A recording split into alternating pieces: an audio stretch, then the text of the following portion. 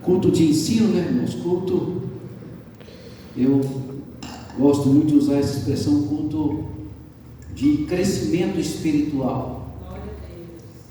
Se tem os cultos que ajudam muito e que faz com que o crente cresça espiritualmente, amadurece espiritualmente, é o culto de ensino e a escola bíblica dominical, né?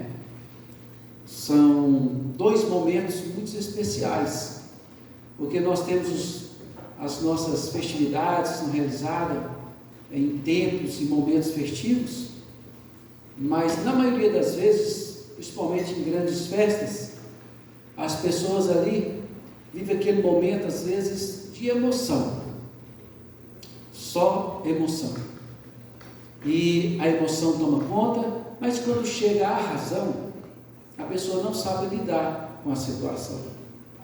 Foi por isso, justamente por isso, que o apóstolo Paulo disse: crescei na graça e também no conhecimento.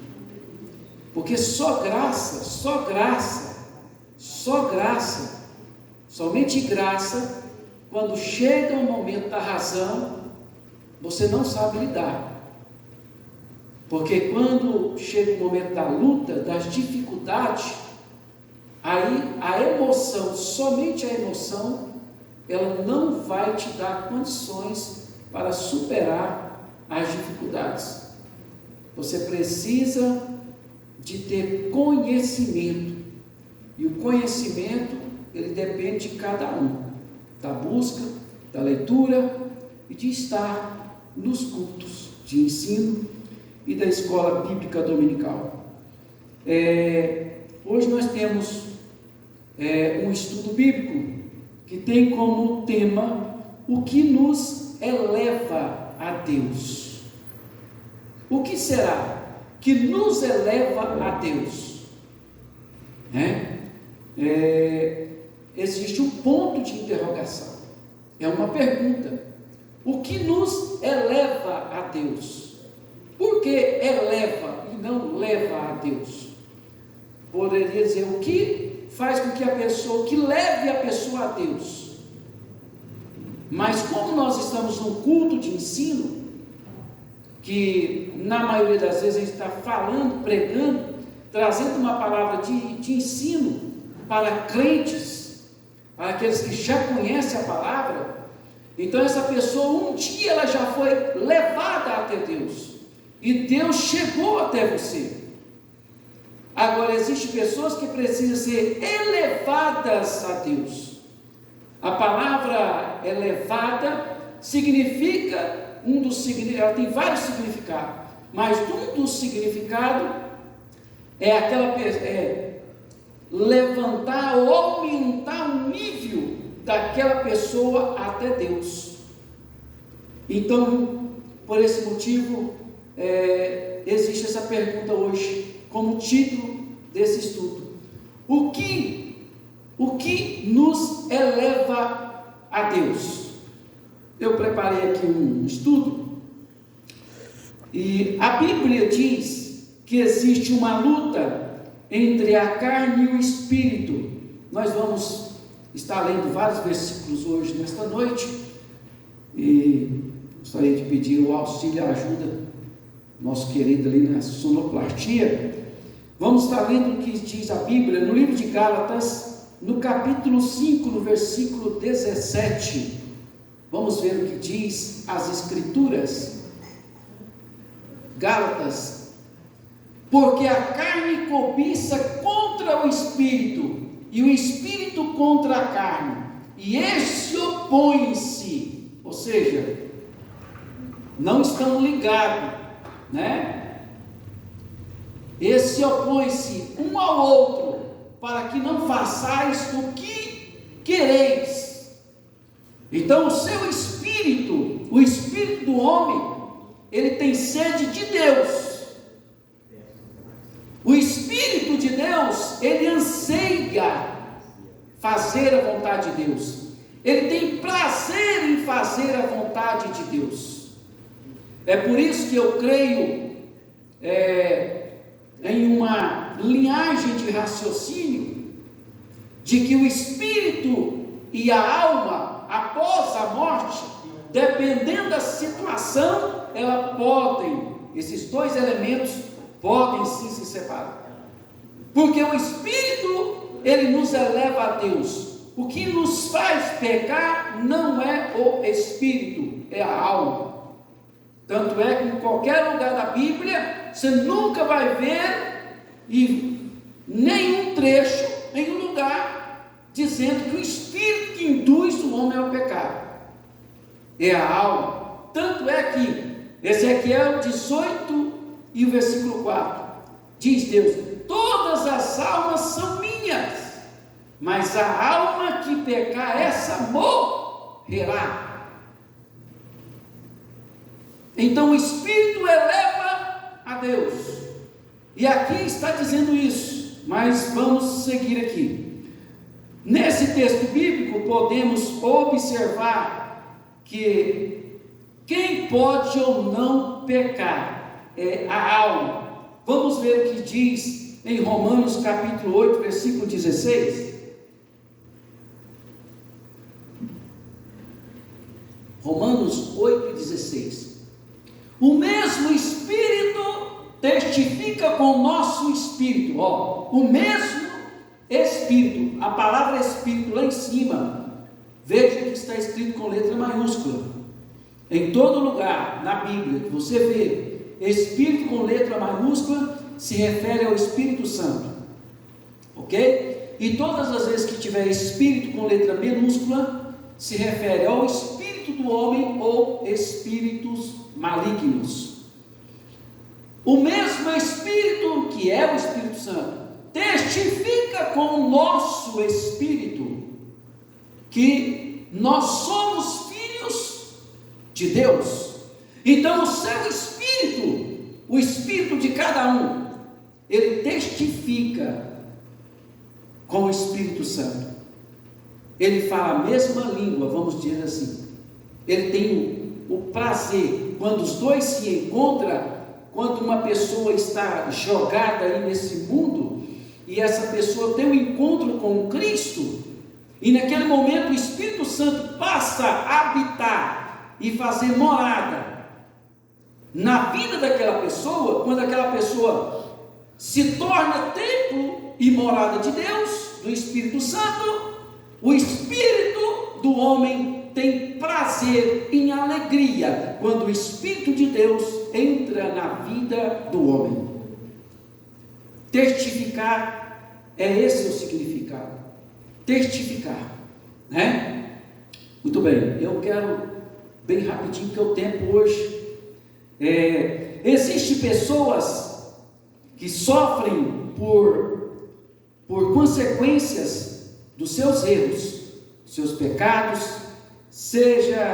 Tem pessoas que nascem com sofrimentos, existem pessoas que nascem, aqui não é questão da consequência, existem pessoas por aí que estão sofrendo por erros, por consequência dos seus erros, né? Por alguma coisa que fez, então vem as consequências. Mas porém também existem pessoas que nascem, ao nascer,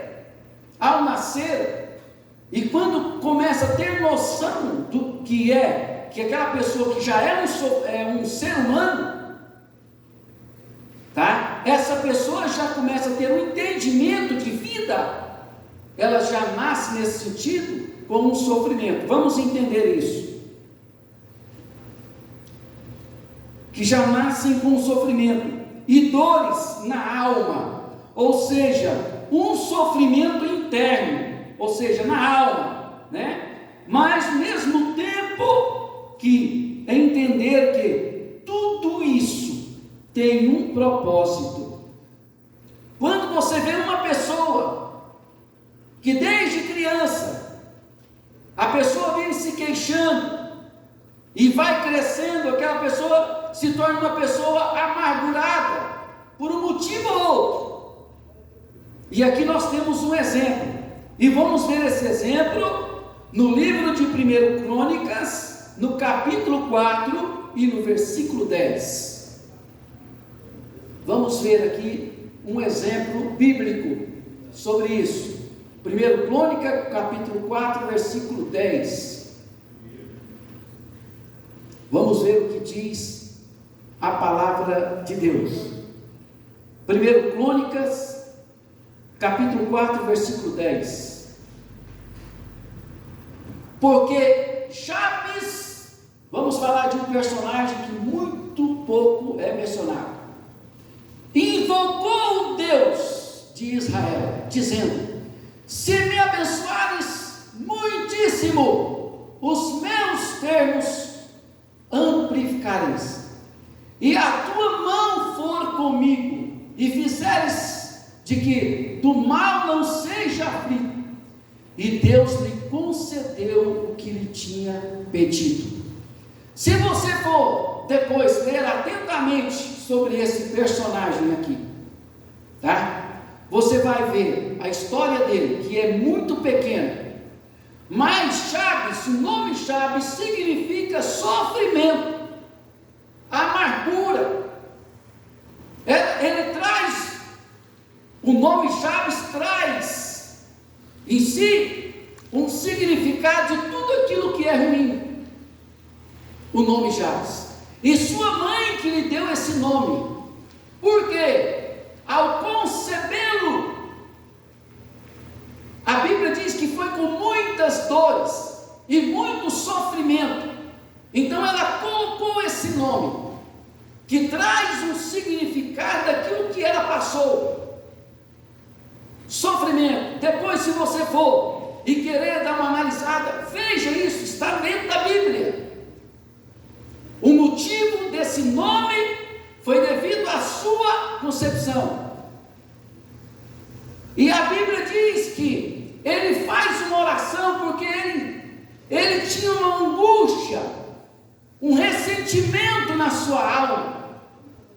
Sabe, existem muitas pessoas, eu já conheci algumas, que têm esse tipo de sofrimento e diz: ninguém gosta de mim.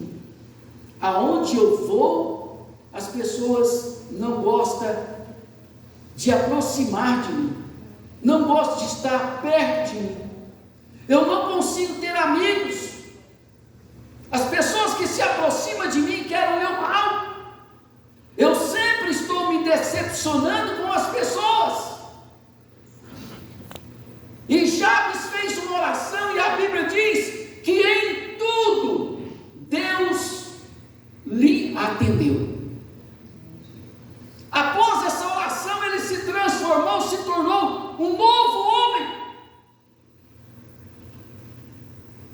Através daquele sofrimento, então veio a grande vitória, a grande bênção na vida de Jabes. O que te eleva até Deus são as suas lutas, os seus sofrimentos, as suas lágrimas, as decepções que você já teve,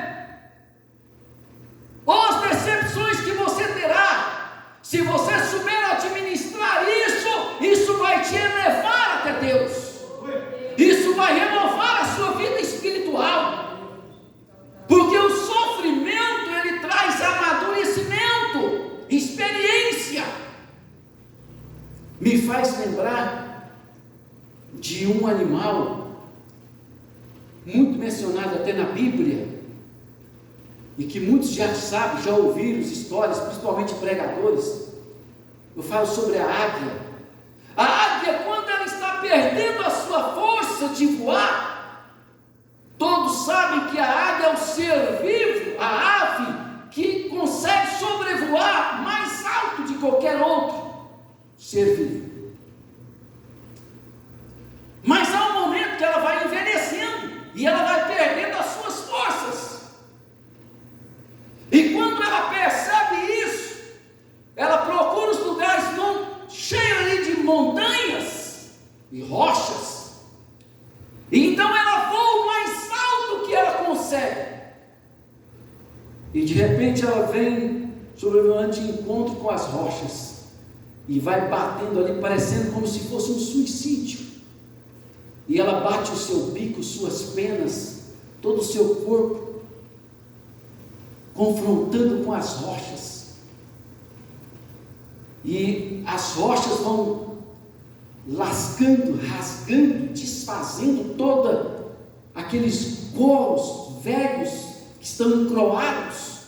Aquelas penas velhas vão se desfazendo ali das suas asas. E de repente vai aparecendo outras penas novas que estão crescendo embaixo ali das velhas, escondida, camuflada.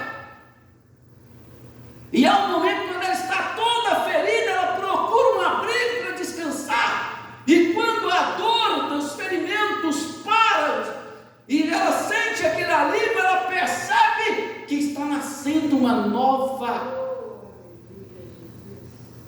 novas penas.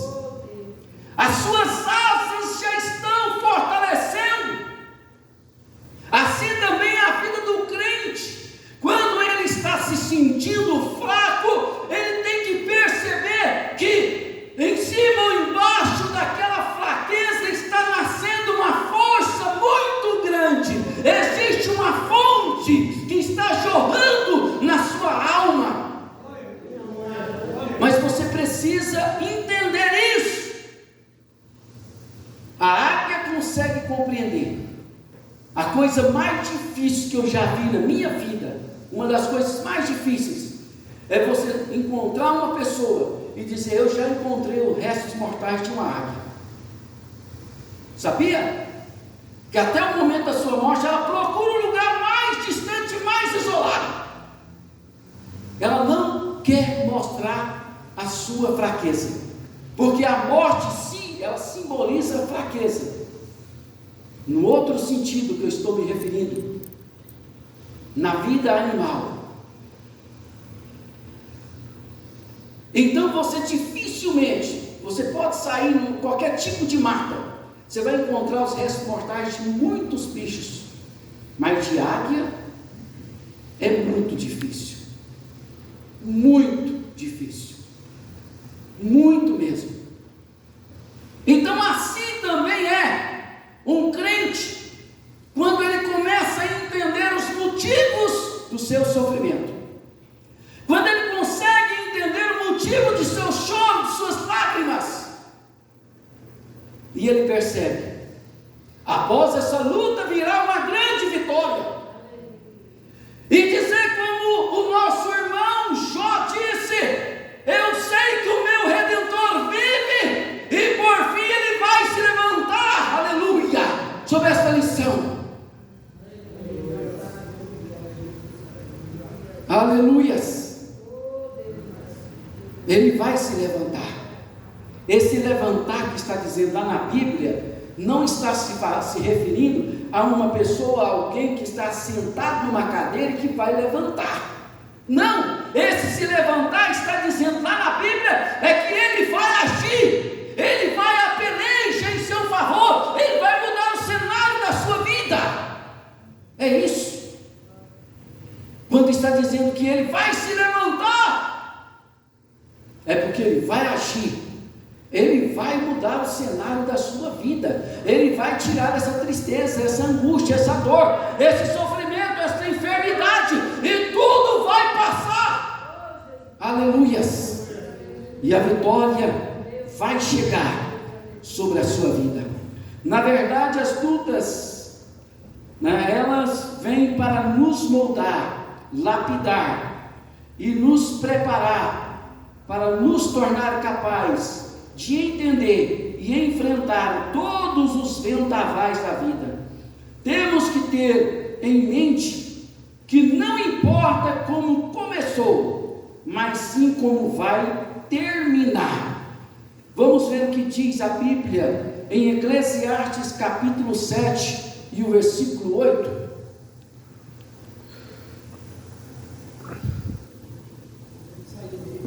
Ele saiu, né?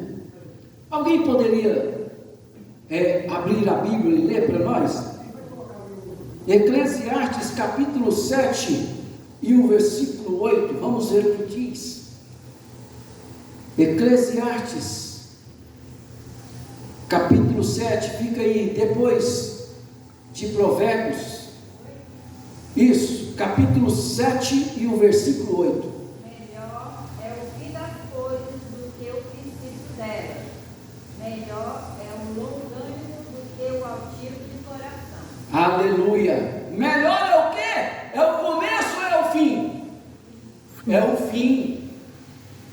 Como começou a sua vida, não importa. Teve muito sofrimento, teve muito choro, mas no final, se você estiver na presença de Deus, não será de choro, não será de angústia, mas será de paz, de alegria e de gozo na sua casa, na sua família. O que importa é o final. Na linha final, como Deus vai fazer na sua vida.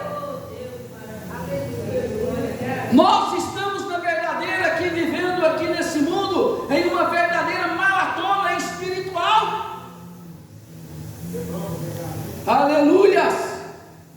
É uma maratona espiritual. E nesta maratona,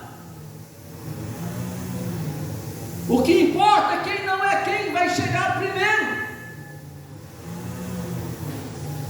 mas sim aqueles que precisam chegar até a linha de chegada. Não importa a posição, não importa. Veja bem, já existem muitos que já chegaram na linha de chegada. Quantas centenas e milhares de pessoas que já partiram para a eternidade, que estão aguardando o dia do arrebatamento da igreja. Esses não estão mais precisando de ter cuidado, se preocupar em pecar. Eles estão em um sono profundo, aguardando o dia, o grande dia, o arrebatamento. Eles estão esperando o momento do cumprimento em Tessalonicenses 4,16, e o mesmo Senhor descerá do céu com alarido e voz de arcanjo e trombeta de Deus, e os que morreram em Cristo ressuscitarão primeiro. Depois nós que ficarmos vivos seremos arrebatados para encontrar com o Senhor, e assim para sempre estaremos com o Senhor. Agora preste atenção aqui. Nesse texto bíblico tem uma palavra muito importante, que diz assim: o mesmo Deus descerá do céu com alarido e voz de arcanjo. Sabe o que é alarido? Depois você pesquisa para confirmar. Alarido significa muito barulho. O arrebatamento não vai ser uma coisa silenciosa, não. Vai ter muito barulho, só que o mundo não vai ouvir esse barulho celestial. É somente os crentes, somente os salvos. Vai ser um barulho, só de saber que vai ter trombeta, então é barulho, meu irmão. Vai ser uma coisa maravilhosa, vai ter uma emoção tremenda, e de imaginar que numa determinada altura dos ares, você vai encontrar com Jesus. Então pensa num negócio maravilhoso e tremendo. Na verdade, o choro, a tristeza, a decepção, elas podem nos fortalecer, podem nos tornar mais fortes no Senhor. Vamos ver o que diz a Bíblia no livro de Juízes, no capítulo 11, do versículo 1 até o 6.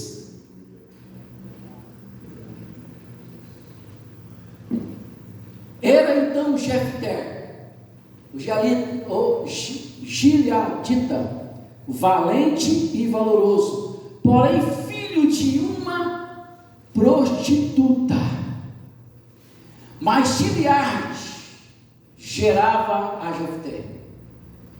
Também a mulher de Gileade lhe deu filhos, e sendo os filhos desta mulher já grandes, repeliram a Jefté e lhe disseram: não herdarás em casa de nosso pai, porque és um filho de uma outra mulher.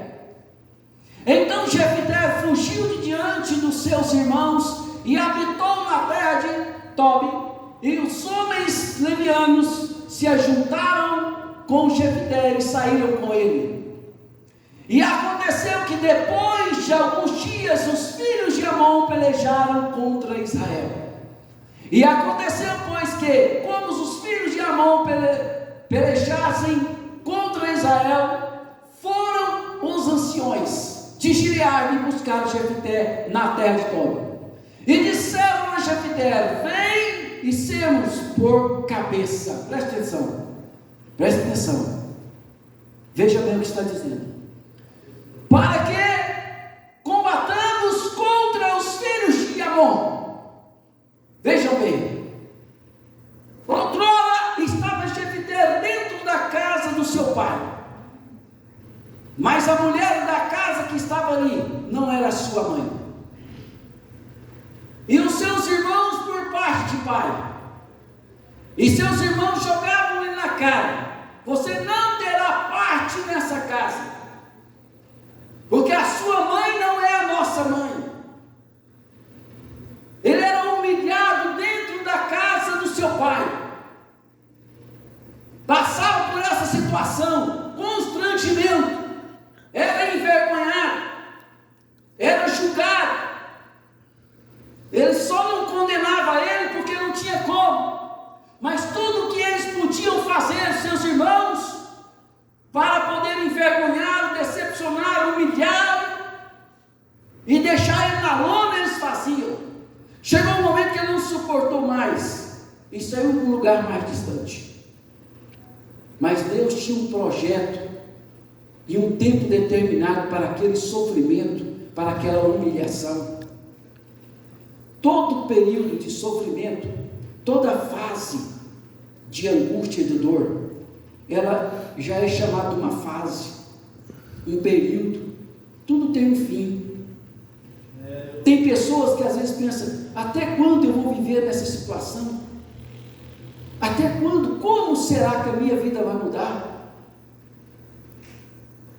Não fique quebrando cabeça com isso, porque isso aí cabe a Deus. Deus vai dar um jeito e vai trazer uma solução na sua vida. Ele vai mudar o que tem que mudar. E o seu sofrimento não é eterno, o seu choro não é eterno,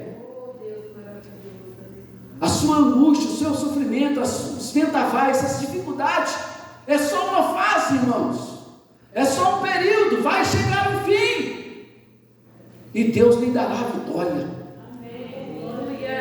E de repente chegam os anciões, os homens importantes da terra de Israel, à procura de Jefté. Agora chega ali e faz a proposta para ele, e diz: você vai voltar conosco para nos ajudar na guerra, mas não é como simplesmente um soldado de guerra, mas como cabeça. É isso que Deus quer fazer na sua vida, fazer você ser um cabeça. O que quer dizer isso? Ser mais destacado que os outros? Não. Ser uma pessoa que pode pensar, que pode agir, que pode decidir as coisas, que pode criar coisas, que pode liderar coisas, que pode ser líderes de coisas, que tem posição, que tem palavra, e a sua palavra tem peso. É isso que Deus quer fazer, é isso que Deus tem nas nossas vidas. Não importa a idade, não importa a posição, não importa a cor, não importa nada, a posição social. O que importa é que a pessoa esteja com o seu coração aberto a fazer a vontade de Deus. É isso que importa. E o resto Deus toma conta e Ele faz, né? Aleluias. Vamos dar sequência aqui. Temos que estarmos bastante vigilantes e com os nossos olhos abertos, tanto os físicos como espirituais. Os nossos olhos abertos, porque tem pessoas que às vezes está muito ligado no sentido espiritual, mas no sentido físico do mundo ele se desliga. Tem pessoas que ele se liga tanto no espiritual, que ele se torna uma pessoa frágil, ingênua. Qualquer um passa ele para trás. Com qualquer conversa, a pessoa deixa se elevar. Hoje nós vivemos num mundo que nós não podemos confiar em qualquer um que chega na nossa frente, na nossa casa, que bate na nossa casa.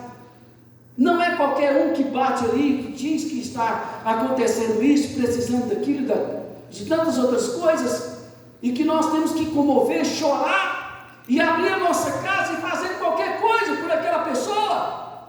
Às vezes aquela pessoa está precisando, querendo só uma oportunidade para adentrar na sua casa, para realizar e fazer uma verdadeira desgraça na sua vida. Um dia eu disse isso na igreja, e aí alguém disse: o pastor está xingando na igreja. A palavra desgraça significa aquilo que não tem a graça de Deus. É isso. Então, quando uma pessoa realiza e faz uma desgraça na sua vida, a partir desse momento, onde havia a paz e a graça de Deus, ela deixa de existir. E aonde não tem paz e não tem graça, se torna uma desgraça. Observa um lar, uma casa, aonde não tem Deus ali naquele lugar, aonde o inimigo habita, aonde o inimigo reina ali e faz o que quer. Vê se aquelas pessoas estão orando, buscando a Deus. Vê o que acontece ali nos finais de semana. É bebida, é droga, muitas outras coisas mais. E isso não é uma verdadeira desgraça. É isso que acontece na vida dessas pessoas. Aleluia. Para não ficarmos refém do medo, vamos ler aqui o que está escrito no livro de 1 Reis, capítulo 19, do versículo 3 ao 9. Aleluias. E ali entrou numa caverna e passou ali a noite. E eis que a palavra do Senhor veio a ele e lhe disse: o que fazes aqui, Elias? E ele disse: tenho sido muito zeloso pelo Senhor, Deus dos exércitos, porque os filhos de Israel deixaram o teu concerto, derribaram os teus altares e mataram os teus profetas à espada, e eu fiquei só, e buscam a minha vida para me tirarem. Aleluia. E ele lhe disse: sai para fora e põe-te neste monte perante a face do Senhor. E eis que passava o Senhor, como também um grande e forte vento, que fendia os montes e quebravam as penhas diante da face do Senhor. Porém o Senhor não estava no vento, e depois do vento um terremoto, também o Senhor não estava no terremoto. Vamos ver só mais o 12. E depois do terremoto um fogo, porém também o Senhor não estava no fogo. E depois do fogo uma voz mansa e delicada. Preste atenção. Aqui diz que veio fogo, terremoto, mas Deus não estava nessas coisas. Tem muitas coisas aí, muitos barulhos, que aparentemente Deus está ali, está acontecendo isso e aquilo, é o mover de Deus, e Deus está longe daquilo. E existem coisas que, ao invés de nos chamar a atenção, de nos trazer aquela emoção, nos traz medo. Nos traz medo. Tem pessoas que, às vezes, ele faz determinadas coisas, sacrifício na sua vida, não por temor, mas por medo. Porque tem uma diferença de medo com temor. E a Bíblia diz que Elias foi um homem, um profeta, que houve um momento na sua vida que ele teve medo. A Bíblia fala explicitamente, de uma forma bem nítida e clara, que houve um momento que o profeta Elias teve medo. Agora imagina um homem como aquele, com a autoridade que tinha de Deus, e houve um momento que teve medo.